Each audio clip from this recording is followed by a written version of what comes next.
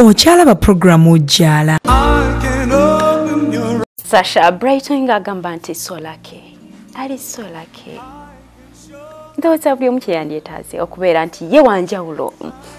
Ono muwala ayimba oluyimba luno ng'owulira nti alufiiringa. Awuliriza nti ye yasinga yalirake mu banne buli omu kyeyeetaaga nti mbeererake. Awana munne alina ebintu by the way mujja kukitwala nti nze najjawo ekisumuluzo oba najjawo emmotoka njigulire munnange. Nedda mukwano fena twesigamye ku bintu bya bugagga wabula omukwano gondaka nze n'omukwata n'omutwala mulinye taxi mugendeko entebe ku mazzi omugambe mbadde just njagala kunyumyamu naawe mbadde nyina kyenkugamba ne bwe batomuwadde bisumu ne batumukwasiza bisumuluzo bya mmotoka omukwano gubaawo nga munno musanyufu okusinga gwe okubeera omusanyufu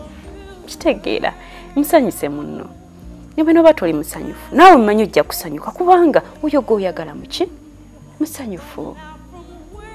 kyeteekemu manyi nti nno mulimu ebintu bye tweteekamu ate ne bitukolera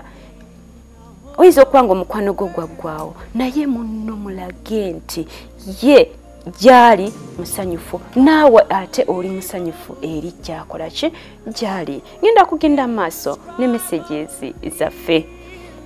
Ono ye Kaziba Hamisi mu byonna kulembeza eddiini n'okwesigaŋŋana kiyambako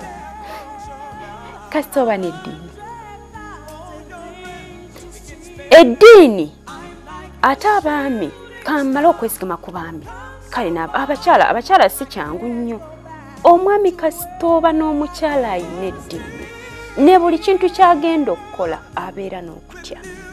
abeera agamba Mukama Katonda nandaba atya niwankubadde nti gwe omwami we toliyo naye kasita aba n'eddiini abeera muli nekimulumiriza agamba nedda kino sigenda kikola ebintu ebimu tubikola ne bitwefuulira oba ekyo kyokoze noba nga tofunye ate kyoyagala kyosaba okuba nti Katonda munyiivu naffe kasita oba n'eddiini mukwano abaami muwase nnyo munoonye abakyala abalina ku ddiini abatya Katonda byonna kutya Katonda buli ddiini yonna gy'osabamu kasita oba nga otya Katonda kasita oba nga weesigama Katonda buli kimu kijja kutambulira nga bw'okola ki nga bw'oyagala ate nammwe abakyala munoonye ku baami abatya Katonda. Mwami atya Katonda nkubuulira amazima nti nno n'okwenda aba awulira tajja okuba nti alabiriza abantu abalala alabira ddala nti mukyala we yasinga mukyala we kyekintu kyakulembeza mukyala we ery'eddoboozi lyawulira mu bangi ababa boogera. Message endala yeeya ayina Mugisha Albert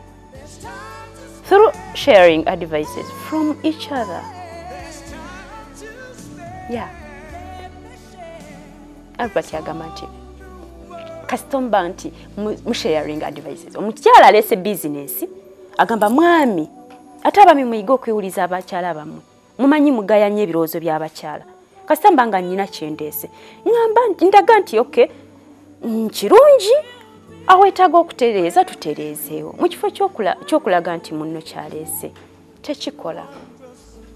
tugwamu nnyo amaanyi mutumalamu nnyo amaanyi abaami okundaga nti kyendeese tekirina magezi ndaga nti kinafu then twongeremu amagezi nze naawe kitegeera through advices communication like okuwuliriza munno kyagamba communication kyekintu nti mpuliriza kyongamba ate nange nyina okukugamba ate owulirize kiki kyenkola ki kyenjogera mu byonna kuwangana amagezi ate nakukkiririza mu munno nakumuwa kitiibwa. Mbagala nnyo mwena abawojazi zokusa muno ngambe zokuka olize bino manyi nti buli lwenjogera oba ofuna otulo owulira otulo tukubba n'oli ate ekigambo n'ozukuka oba n'obanga alota zukuka ku mukyala zukusa omwami naawe omwami ozukuse mukyalawo omugambe yimuka tuyige yimuka tuwulirize yimuka bino bikwata ku nze naawe n'amaka gaffe n'abaana baffe oba n'emikwano gyaffe. Ono ye Gusango Sarim kwesigaŋŋana mwembi na mwembi kyekireeta obukodyo obupya mu mukwano oba kalinga kakodyo kasita oba nga weesiga munno mu byonna byakola gyalaze gyakolera gyatambulidde gyasuze sigala ng'omwesiga kimuwa essuubi bayithawo omuntu bw'otamuteeka ku pressure nakumubuuza nakumukubira amasimu oli luddawa ye oli naani wobaddewo naye muli yeekubiriza yekka yeerumiriza yekka n'agamba nedda nyina kuddayo okulaba sweetheart n'agamba nedda mukyala wange oba mwami wange yasingamu bonna nkola ki wano wendi lyessanyu lyange njogera ne mugamba nti oba kiki naye nga kyemba njogera mba nkitegeeza saba mpumulemu ate nkomewo ngende maaso emesejezi mbaagala nnyo bamukwano. I can show